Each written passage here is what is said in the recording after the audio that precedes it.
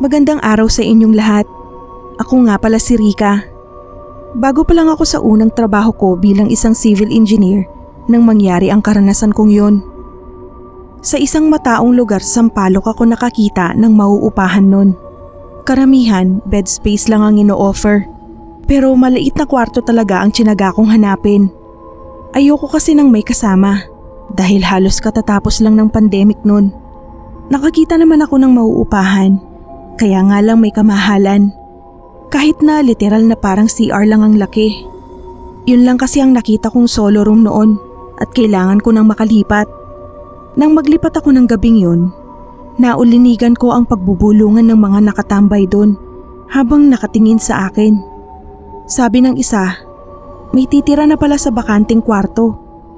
Naintriga ako sa paraan yun ng pagkakasabi at sa reaksyon ng iba pa. Napaisip ako kung anong issue at bakit ganun ang reaksyon nila. Pero di ko na lang pinansin. Simple at walang kadating-dating yung maliit na kwartong yun. Pero halatang bagong pintura. Hindi ko alam kung anong klaseng pintura ang ginamit. Dahil kakaiba ang amoy. Hindi maganda ang vibes. Parang malungkot na mabigat na di ko maintindihan. Kaya sa isip ko, di rin siguro ako magtatagal doon at pag may pagkakataon, hahanap ng ibang mauupahan. Sa unang gabi ko pa lang, di na ako mapakali. Hindi ako makatulog. Parang maginaw na mainit na ewan. At may naaamoy akong malansa na parang dugo. Sa biglang tingin ko nga sa natapon kong milk tea sa sahig ay dugo. Kaya napabangon ako bigla. Pero hindi naman pala. Ending, unang araw ko sa trabaho, nalate ako agad. Nang sumunod na gabi naman, nakakadinig ako ng malalakas na paghilik. Yung tipong hilik na nakakaalarma. Tapos sinundan ng hingal na parang hirap huminga. Nakakakilabot. Kasi parang ramdam ko yung parang nahihirapan talagang huminga kung sino man yung taong yun. Nababother talaga ako. Kasi kahit may dingding naman na nakapagitan sa katabing kwarto ko, kung bakit pakiramdam ko ay mismong sa higaan ko yun nanggagaling na sobrang lakas. Nang tanungin ko ang caretaker kinabukasan, nagtaka ako nang sabihin niyang walang tao dun paggabi. Maliban sa akin dahil taga call center daw yung nakaupa dun sa tabi ko. At sa 4 na puro solo room daw ay 2 lang ang okupado. Dahil nakabakasyon naman ang 2 nasa harapan. Hindi ko na itago sa caretaker yung pagkagulat at takot. Imposible ka ako yun dahil sobrang lakas talaga ng hilik. At gusto ko na nga kakong katukin o puntahan dahil parang nahihirapan ding huminga yung tao. Pero paiwas na ang caretaker at nagtaka ako sa reaksyon niya. Bago ako pumasok nun, nagpa-refill ako ng tubig at nang sabihin ko kung saan dadalhin ng delivery boy, ay nagtaka rin ako sa reaksyon niya nang malaman niya kung saang kwarto ihahatid ang pinarefill kong tubig. Pangatlong gabi ko sa kwartong yun, nawala na sa isip ko yung tungkol sa hilik na nadinig ko at reaksyon ng mga tao sa paligid. Sa sobrang pagod ko ng araw na yun at sa 2 gabing puyat ay agad akong nakatulog. Hindi ko alam kung gaano katagal na akong nakakatulog nang maalimpungatan ako dahil may nadinig uli akong hilik. Nakiramdam ako sa paligid pero dahil sa sobrang antok ay pinili kong wag nang pansinin at pumikit ulit. Nakatulog naman ako pero maya-maya lang nagising ako ulit dahil sa mas malakas na paghihilik. Pero sa pagkakataong yun, may kasama ng pagdaing. Daing na tila nahihirapan talagang huminga at bigla akong napabalikwas ng bangon dahil kinilabutan ako. Malinaw sa pandinig ko na boses yun ng isang lalaki. Napatayo ako at napalayo sa kama.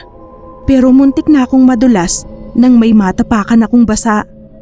Pagyuko ko para tignan kung ano yung basa na yun, naaninag ko na may mahabang likido na umaagos galing sa kama papunta sa pinto. Agad akong lumapit sa pinto para iswitch ang ilaw. Pero nadulas ako nang maapakan ko ang likidong yun at bumagsak sa sahig. Dahan-dahan akong tumayo at binuksan ang ilaw. At ganun na lang ang pagkabigla ko nang makita kong dugo pala ang likidong yun. Gulat na gulat at halos masuka ako na sinundan ng tingin kung saan nanggaling yun.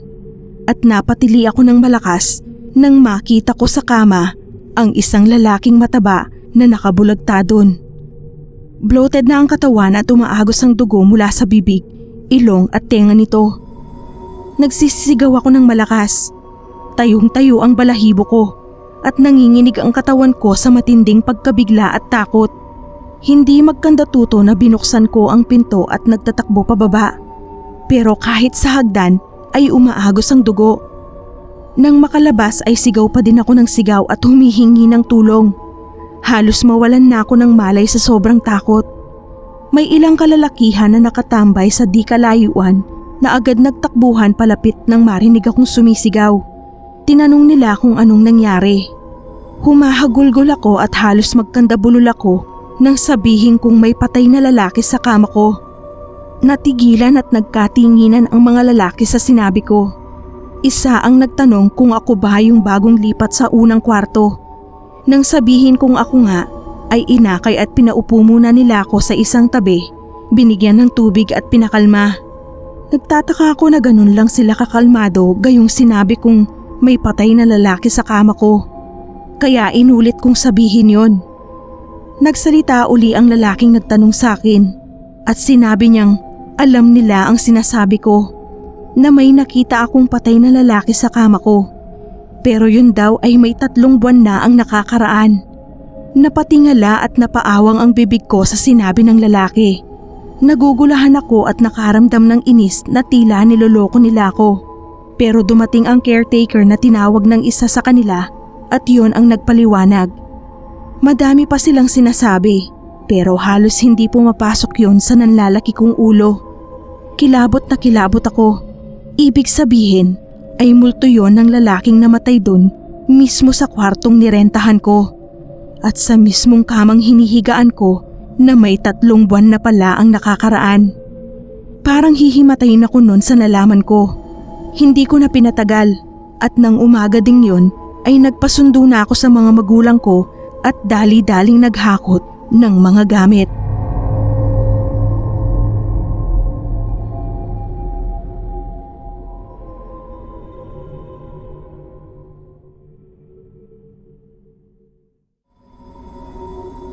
Ako si NN mga kapasta. Mahilig talaga ako sa mga palabas at babasahing horror noon pa. Sa dami ng mga katatakutang nabasa ko, napanood at napakinggan, medyo sanay na din ako. Ordinaryo na lang sa akin ang mga kwento maging ang mga personal na kwento ng mga kakilala ko. Pero iba pala pag ikaw mismo ang nakaranas. Yan ang ikukwento ko sa inyo ngayon mga kapasta. Pansamantala akong pumalit sa pinsan kong si Rhea bilang isang caretaker sa boarding house na yun sa University Belt. Nung papunta-punta pa lang ako doon, madalas ko nang madinig ang mga kwento ng pinsan ko at mga boarders tungkol sa mga nararanasan nilang kababalaghan doon. Naniniwala naman ako doon, pero hindi ko lang akalain na ganun ka-intense yung mararamdaman kong takot nung ako na mismo yung nakaranas. Ang unang engkwentro ko sa mga invisible boarders doon sa boarding house na yun na kung tawagin namin ay bahay ni ate ay nung nasa kusina ako at naguhugas ng pinggan. Bandang 6:00 yun. Sa sulok ng mata ko, nakita kong may bumaba sa hagdan. Sinilip ko yun, pero damit na lang ang nahagip ng tingin ko dahil palabas na ng pinto. Base sa damit, ay si Leo yun na taga 3rd floor. Matapos kong maghugas ng pinggan, umakyat ako para magwalis ng hallway ng 3rd. Nagulat ako nang biglang bumukas ang pinto nila Leo at pupungas-pungas itong lumabas. Sinabi ko sa kanya na ang bilis niyang umakyat. Hindi ko kako siya nakitang bumalik galing sa labas. Nagulat si Leo at sinabing nun pa lang siya lumabas dahil kagigising niya lang. Wala pang ibang tao doon maliban sa kanya. Sa sinabi niya, ay ako naman ang nagulat. Medyo kinalabutan ako dahil kitang-kita ko at kilala ko ang damit niya. Katunayan ay suot pa nga niya ng oras na yun. Pero sa lahat, si Leo ang suplado at seryoso, kaya imposibleng binibiro niya ako. Ang sumunod ay nung pababa ako sa 2nd floor. Pagkababa ko, may narinig akong sumitsit. Malakas yun kaya napatingala ako at sumipat-sipat sa hallway ng 3rd. Pero wala naman akong nakitang tao. Nang humakbang ako ay inulit ang pagsitsit at saktong pagsilip ko ng nakatingala ay kitang-kita ko na may parang tao o aninong biglang lumayo sa grills. Nagkibit balikat na lang ako at inisip kong nasa mood magbiro ang mga tenants ng taga-third. Pero bigla akong natigilan sa paghakbang nang maalala ko na nagpaalam nung umaga na uuwi ng probinsya dahil weekend lahat ng taga-third floor. Ibig sabihin, wala ni isang tao doon. Nang ma-realize ko yun, bigla akong napatakbo pababa habang nagtatayuan ng balahibo ko. Noon ko naisip na hindi pala biro ang makaramdam ng ganong takot, kagaya ng nararamdaman ng mga nakaka-experience nun. Inakala ko nun na hanggang dun na lang yun, sa mga sit-sit at anino. Kaya isip ko ay makakasanayan ko din. Kung ang mga boarders nga namin nakakatagal, ako pa na mismong bantay ng bahay na yun. Pero sinubok ata ako ng mga ligaw na espiritu dun. Isang hapon, bandang 6:00 uli. Weekend yun kaya nag-uwian ulit ang mga boarders namin na puro mga reviewee.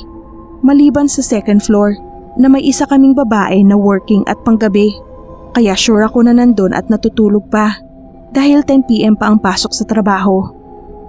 Nakahiga ako nun sa sofa sa first floor nang bumukas ang gate at pumasok ang tenant namin na si Angie. Nagulat ako dahil ang alam ko, natutulog pa siya ng mga oras na yun. Binati ko siya at sinabi kong akala ko ay natutulog pa siya. Pero hindi siya sumagot, sa halip ay tinapunan lang ako ng tingin. Hindi ko na lang pinansin dahil may pagkamudi talaga yun. Maya-maya, nakita ko sa sulok ng mata ko na parang may nakatayo sa punong hagdan. Pagtingala ko, nakita ko ang isang pares ng mga binti. Napaisip ako kung anong ginagawa ni Angie doon at bakit hindi pa tumuloy ng pagpasok sa kwarto. Umusod ako para makita ng husto at ganun na lang ang gulat ko nang makita kong nakamahabang puting damit ang nakatayo doon at mahaba hanggang paa din ang buhok. Nanindig ang balahibo ko. Hindi na si Angie yon. Napatayo ako at nagpalakad-lakad. Ang lakas ng kabog ng dibdib ko. Hindi ko alam ang gagawin kung sisigaw o tatakbo. Nanginginig din kasi ang katawan ko. Pero baka naman kako na malikmata lang ako. Kaya lakas loob, dahan-dahan uli akong sumilip sa itaas ng hagdan. Wala na yung mga paang nakatayo doon. Paisa-isang hakbang ako sa hagdan habang kabadong sumisilip sa taas. Malapit na ako sa second floor. Wala doon yung nakita kong nakamahabang puting damit. Tumingala ako sa third. Wala din. Lumapit ako sa kwarto ng pinto nila Angie at itinapat ang tenga ko. Naririnig ko ang andar ng bentilador.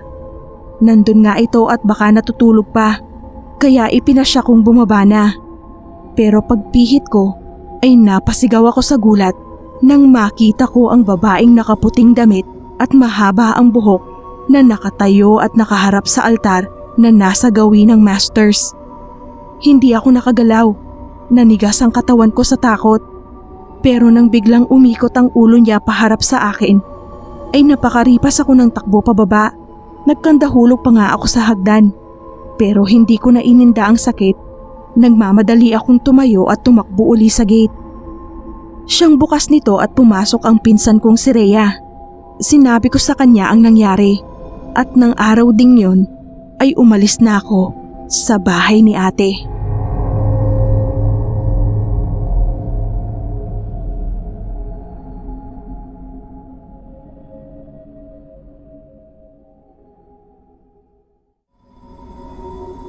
Tawagin niyo na lang akong Monet.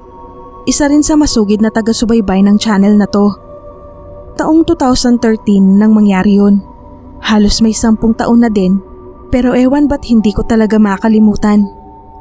Solo akong nagrerenta sa maliit na kwartong yun sa isang parte ng Navotas.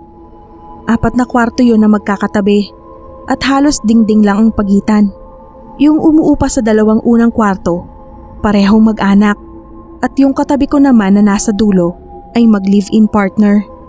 Dahil dingding lang ang pagitan ng mga kwarto doon, halos wala ng privacy. Dahil nagkakarinigan na kami. Malas ko lang dahil napapagitnaan ako ng mag-anak na may baby na sobrang iyakin at nung mag-live-in na sobrang eskandalosa.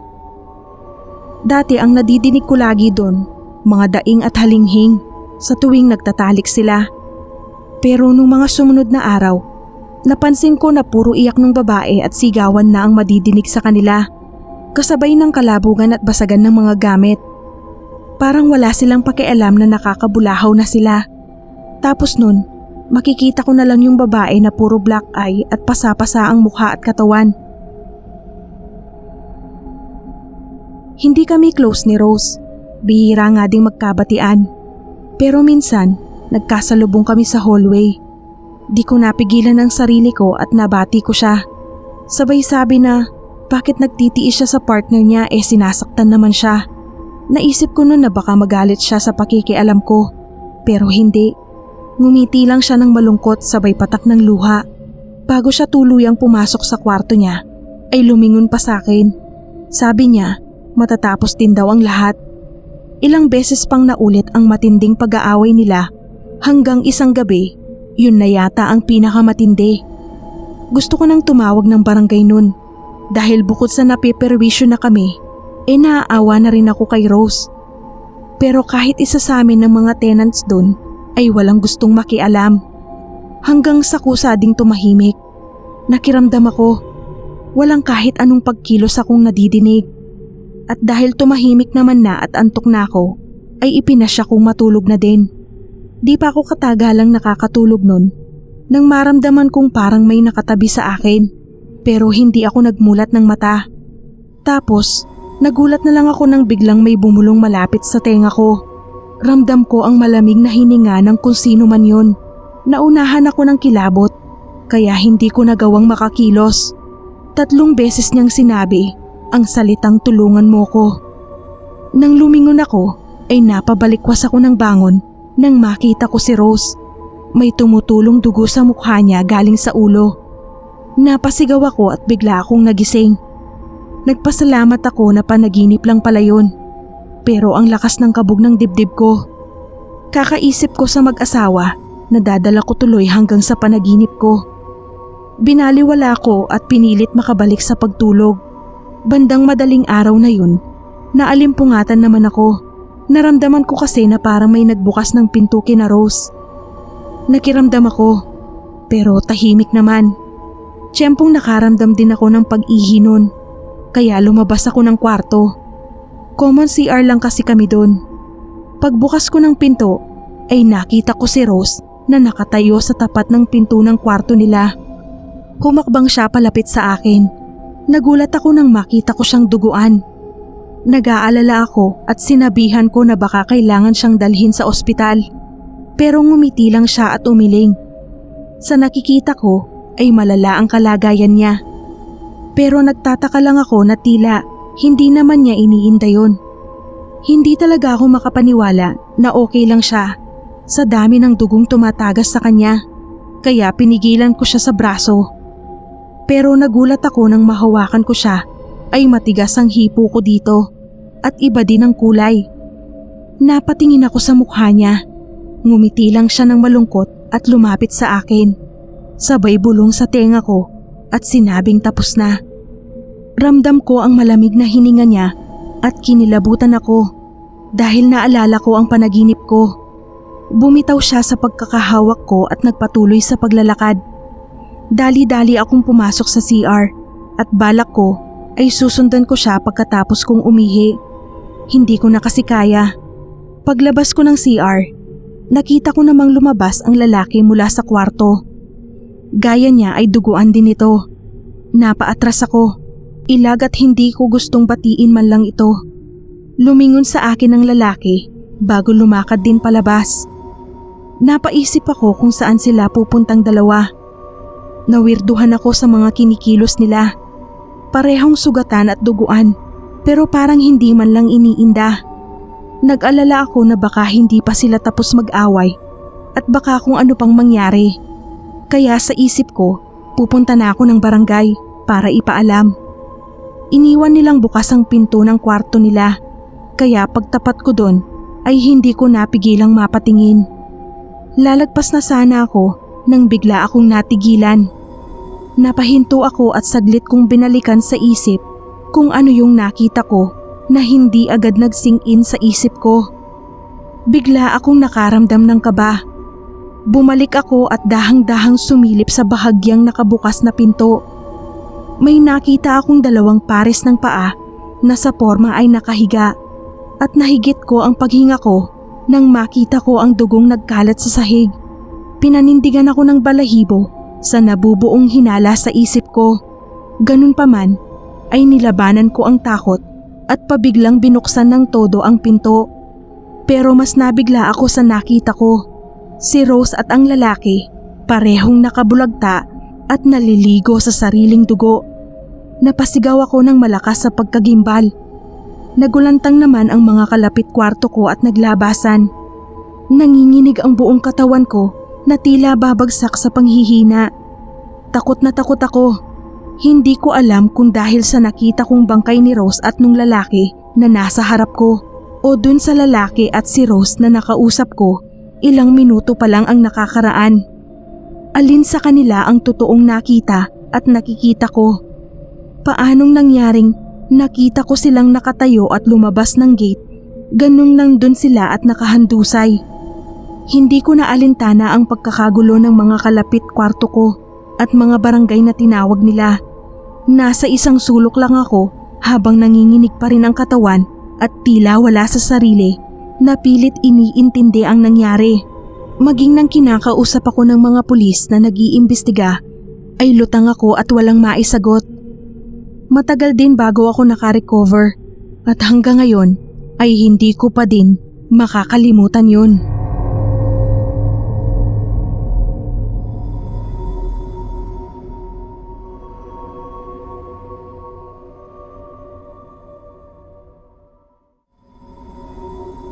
Tawagin niyo na lang akong Lotlot.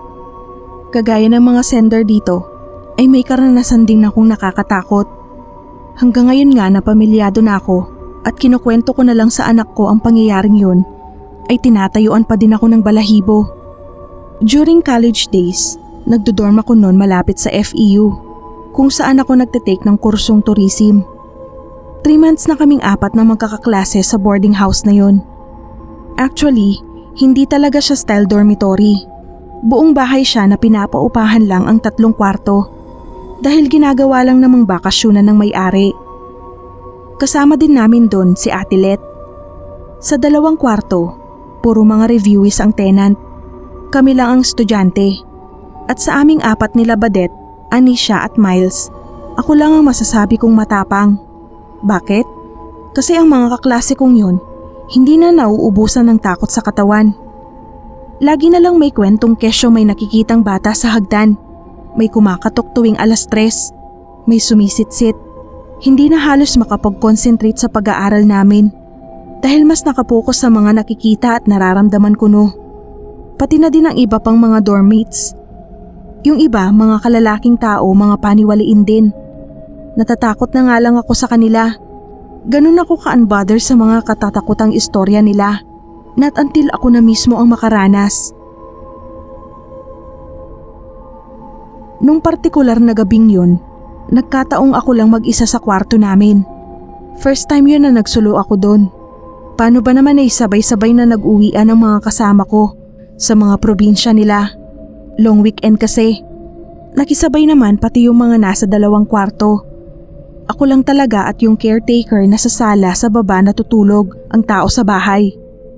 Halos katutulog ko pa lang nun. Puspusan kasi ang pagre-review ko nun. Bandang mag-3 ng madaling araw nun nang naalimpungatan ako dahil naiihi ako.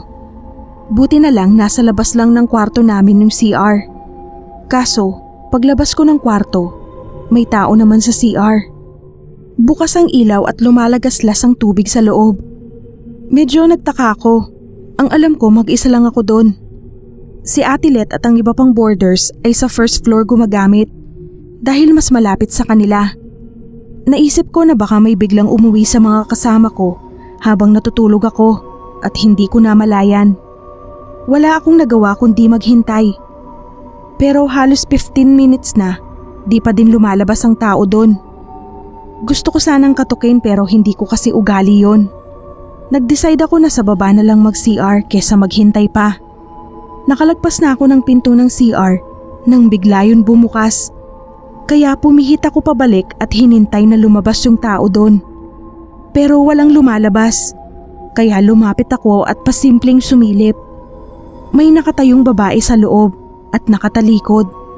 Tatawagin ko sana siya para sabihin baka pwede na siyang lumabas para makagamit na ako dahil naiihi na talaga ako. Pero bigla akong natigilan at napatingin sa suot niya. Sabay tingin din sa suot ko. Nakapadyama akong pink at puting t-shirt. Ganun din siya. Nakalugay ang buhok kong blonde at ganun din ang buhok niya. Nahigit ko ang paghinga ko. Nakaramdam ako ng kakaiba at napaatras nang dahan-dahang humarap sa akin ang babae. Otomatikong napanganga ako at nanlaki ang mata at ulo ko sa pagkagimbal. Dahil ako at ang babae ay iisa. Ako ay siya at siya ay ako. At ang lalong nagpasindak sa akin ay ang mga mata niyang purong puti lang. Nakangiti siya sa akin. Yung tipo ng ngiti na nakakatakot. Ang alam ko ay sumisigaw ako pero hindi ko madinig ang boses ko. Ang alam ko din ay tumatakbo ako pero nandun pa rin ako. Nanginginig at halos mapaihina ako sa takot. Nang magsimula siyang humakbang palapit sa akin ay doon ako nakagalaw at nagtatakbo pababa ng hagdan. Sinisigaw ko ang pangalan ni Ate Let para magising siya. Natatanaw ko na siyang nakahiga sa sofa. Nang tuluyan akong makababa ay lalo akong nagimbal sa nakita ko. Yung babaeng ako na tinatakbuhan ko sa CR, nandoon na at nakaupo sa tabi ng nakahigang patalikod na si Ate Let at nakangisi. Nakatingin sa akin ang purong puti niyang mata. Tuluyan na akong napaihi sa matinding takot at pagkasindak nang makita ko namang nakababa na at noon ay palapit na din sa akin ang babae sa CR. Wala na akong magawa kundi sumigaw ng sumigaw. Sa sobrang takot, namalayan ko na lang na may tumatawag sa pangalan ko habang niyuyugyog ang magkabilang balikat ko na tila ginigising ako. Samantalang gising naman ako. Nang tingnan ko kung sino yon, ay nakita ko si Ate Let na nakatayo sa harapan at sige ang tapik sa pisngi ko. Natigilan ako at napatingin sa paligid. Nawala na yung dalawang ako. Umiiyak na napayakap ako kay Ate Let. Takot na takot ako. Hindi ako makapaniwala. Nang ikwento ko kay Ate Let ang nangyari, ay sinabi lang niya na welcome to the club. Hindi na ako bumalik sa kwarto nun. Nagstay ako sa sala kasama si Ate Let at nang mag-umaga na ay agad akong nag-empake at nagpaalam sa kanya. Isang beses lang akong nakaranas nun at hindi ko na hinayaan pang maulit. Nawala ang tapang ko nang masampulan ako ng masamang espiritu.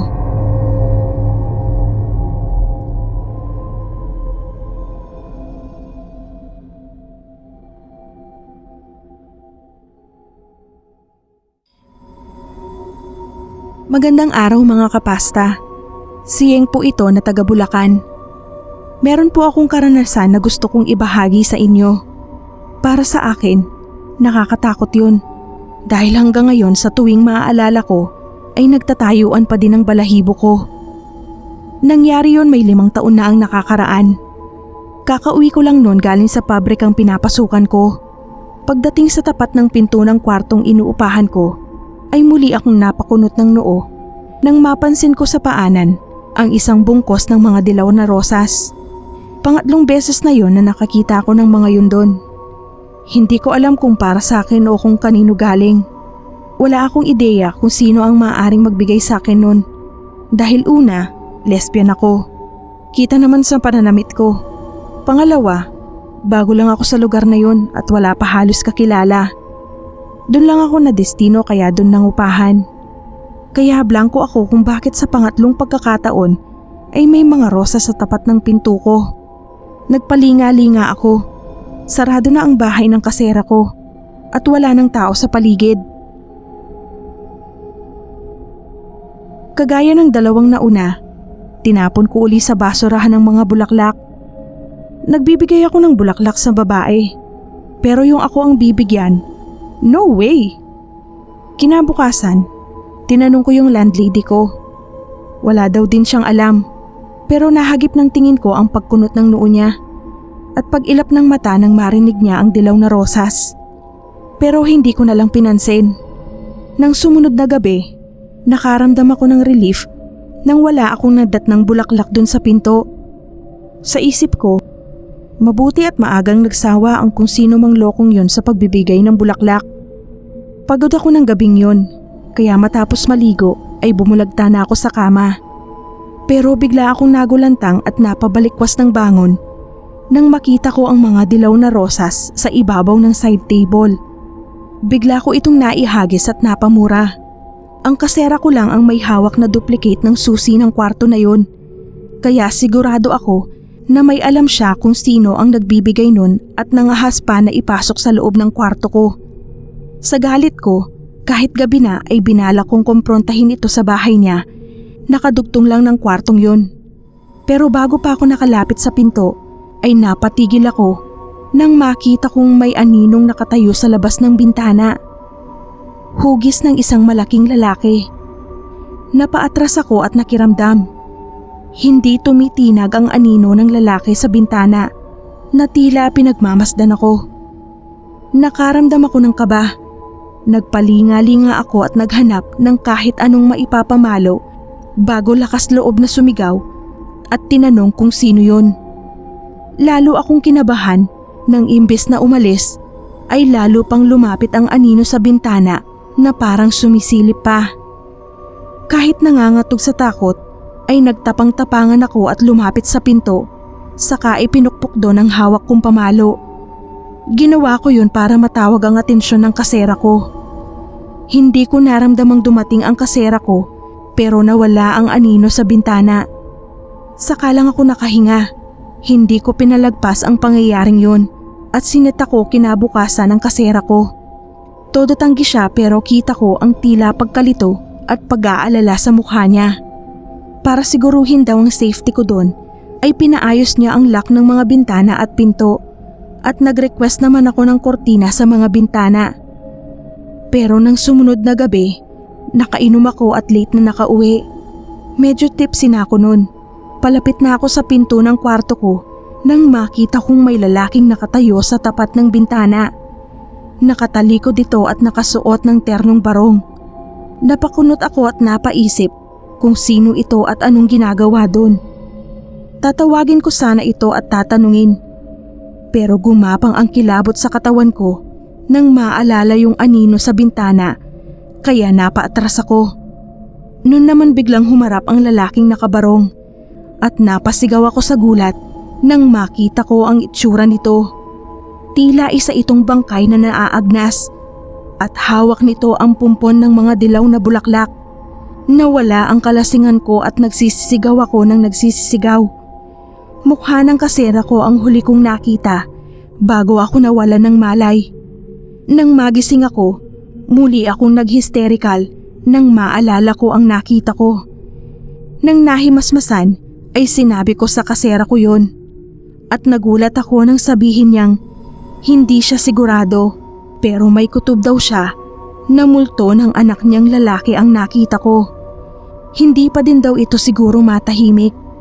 Lalo at kamukhang kamukha ko ang babaeng kinabaliwan yon na dating umuupa sa kwarto ko at siyang laging binibigyan nito ng mga dilaw na rosas.